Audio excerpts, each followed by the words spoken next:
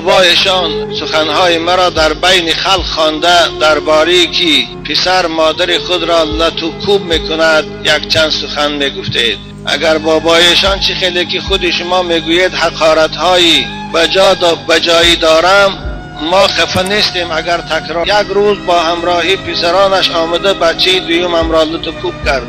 باز بعد چند روز آمده خودم را به شدت در شکمم زد، مرا زنوار حقارت کرد، گفت که فلقت میکشم. بابایشان من خواهش دارم که درباره همین خیل فرزندان ناخلف سخنهای پروردگار را گفته در دیسک‌ها ثبت کرده میشه. از این منبر رسول اکرم خطاب میکنم دادر عزیز، به خاطر این بی‌آدابی که به مادر مهربانت کردی، تو از نگاه اسلام و شریعت عاق هستی، تو از نگاه اسلام محروم از رحمت خدا هستی، تو از نگاه اسلام گرفتار غضب سخت پروردگار خود هستی.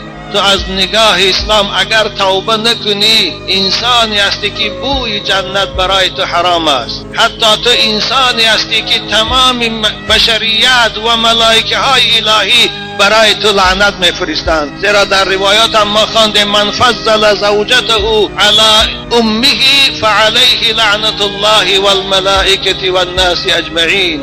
هر فرزندی که همسرش از مادرش بالا داند، به خاطر همسرش مادرش آزار دهد، بر این فرزند لعنت خدا باد، لعنت ملائکه ها باد، لعنت تمام جامعه بشری باد. دادر عزیز، این است مکافات مادری که تو را 9 ماه در رحمش برداشت، نطفه پلیدی تو را، جنین ناخلف تو را در رحم نازک مادرانش تربیت کرد 9 ماه، که این 9 ماه برای او چون 9 سال گذشت. بیدارخوابی ها، کمخونی ها، وزنینی ها، مادری که برای به دنیا آوردن تو ناخلف طاهر با مرد دستگیربان شد، عذاب مرگ پسی سر کرد، تو ناخلف به دنیا سالم آورد.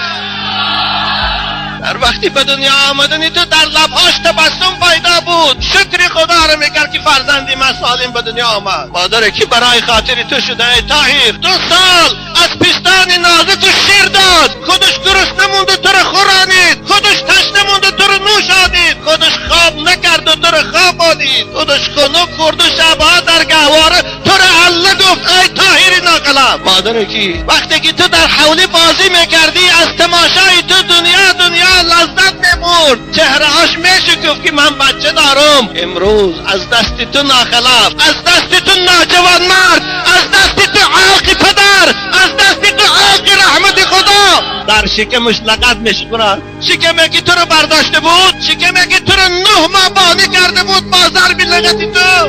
ای ناجوان مرد، حالا هم فرصت داری، حالا هم دیر نشده است نزد مادر رو، نزد مادر رو، دستاش بوسه کن، پاهاش بوسه کن، در پیش پای او خود انداز، توبه کن. والله دل مادر دل مهربان است، دل رحیم است، تو رو توبه قبول میکند، تو رو گناه میگذرد. حالا فرصت داری ای ناخلف، خدا تو رو هدایت کند.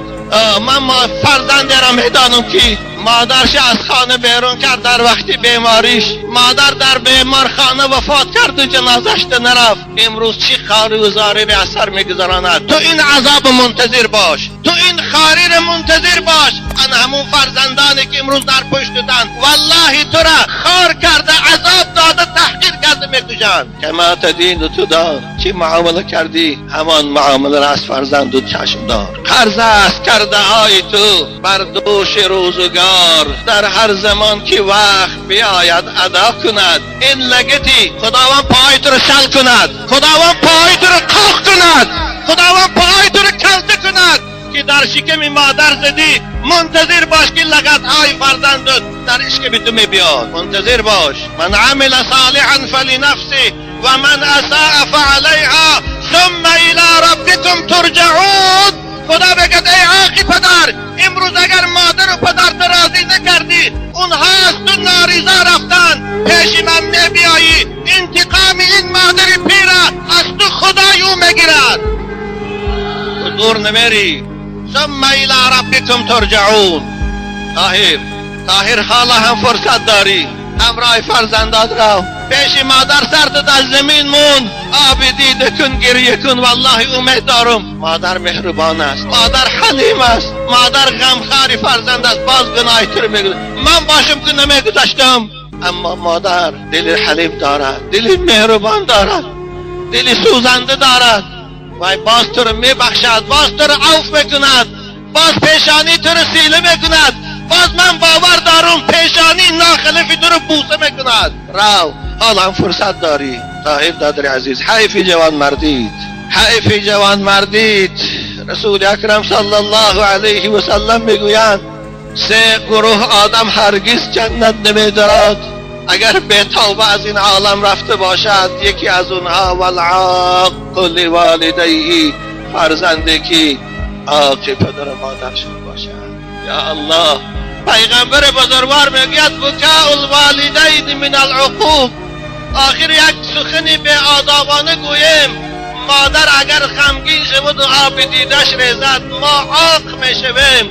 آی ناجوان مرد، تو بالغت دستی که به او میزنی، تو مگر عاق نشدی؟ مگر او اهل محلی جوی بادان تو رو چطور نگاه میکنن؟ پیش مردم درو توبه کن، پیش مردم درو پیش مادر تو توبه کن. این صدای منو که همه جا میشنود، این صدای منو با نامی ناخلفی. تو طاهر نیستی، تو فاسدی، تو فاسقی، تو ظالمی، تو عاقی، همه جا میشنود. لیکن باز رو توبه کن، همراه مادر پیش من بیا، از این منبر ما من تو را مردم رو معرفی میکنم، توبه تو را آشکار میکنم. شاید اینجا مادرم عیبدار باشد. پدر و مادرای عزیز، وقتی که فرزند ناخلف تربیت کردید، وقتی که فرزند از مسجد دور کردید، وقتی که فرزند احکام ایمان و اسلام و تعلیمش ندادید، این است جزای ما پدر و مادر. بنابر همین پیغمبر بزرگوار ما و شما را امر میکنن مرو اولادتون بالصلاة و هم ابناء 7 سنین. بچه هاتان از 7 سالگی نماز خوان کنه، از 7 سالگی مسجد بر کنه، از 7 سالگی نمازهای جمعه بره، تا اینکه این صحبت ها را شنوند. حکم اسلام درباره احترام و پدر و مادر شنوند. بنابر پدر و مادرهایی که فرزنداشان تربیه روحی نکردند، تربیه ایمانی نکردند، مسلمان نکردند، اونها این روز منتظر شوند. خداوند دعا کنیم همین فرزندای ما و شما را، فرزندای امت اسلام، از پیروی قرآن و اسلام جدا نگرداند. و خصوصا این مادر عزیزه در این آزار فرزند ناخلفش صبر عطا فرماید.